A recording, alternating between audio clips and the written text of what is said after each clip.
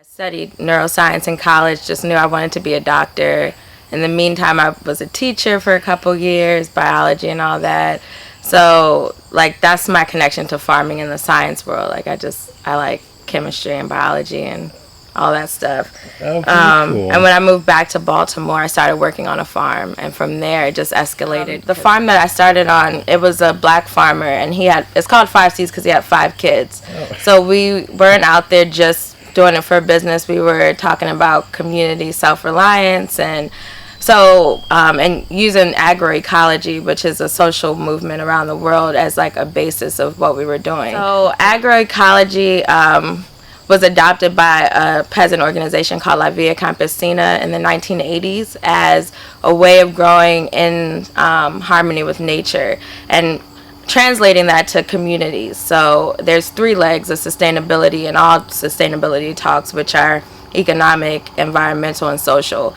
But agroecology as a social movement focuses on the social side of the farm as like a center of community. That's been my passion, definitely the social side of growing and gathering folks at the farm, doing educational events. You know, I have that background in teaching as well, so farming has kind of been a crux of all my passions: biology, education, and also just the social movement side. So the word I like to use, and a lot of folks I work with uses food sovereignty. So there's food justice, which looks one way, and that might look like putting a grocery store in a community, but that's still not food sovereignty because people aren't taking ownership of where their food's coming from. And we have a beginner farmer training program, which I've expanded and helped with outreach out here on the Eastern Shore. So bringing on more training farms, more trainees, just spreading the word to build up that next crop of farmers, and revalorize farming in the way that it deserves to be revalorized.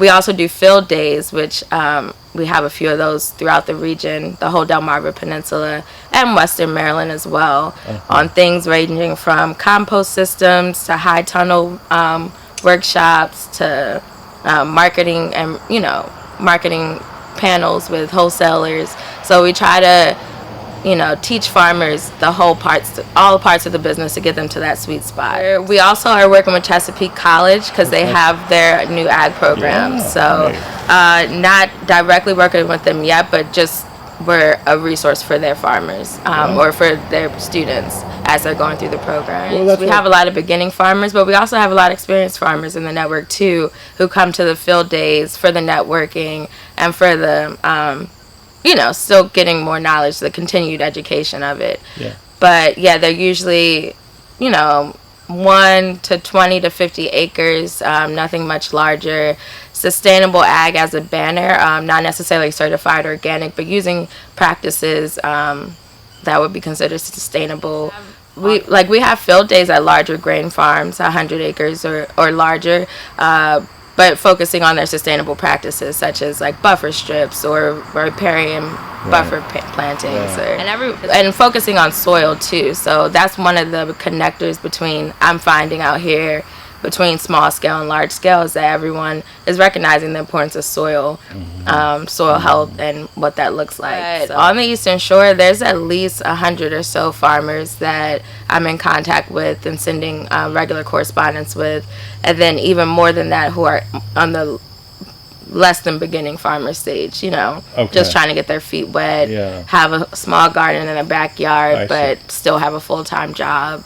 And the thing is, a lot of small farmers want to do it to like save the environment or some noble reasons, but really you have to make money. So it is finding that niche so that you can have the 3 acres of a oasis, but then like your high tunnel might just be filled with ginger or turmeric or some niche item. That's why that question is always hard to answer. Like, can you make a living farming? And I'm like, I'm making a living.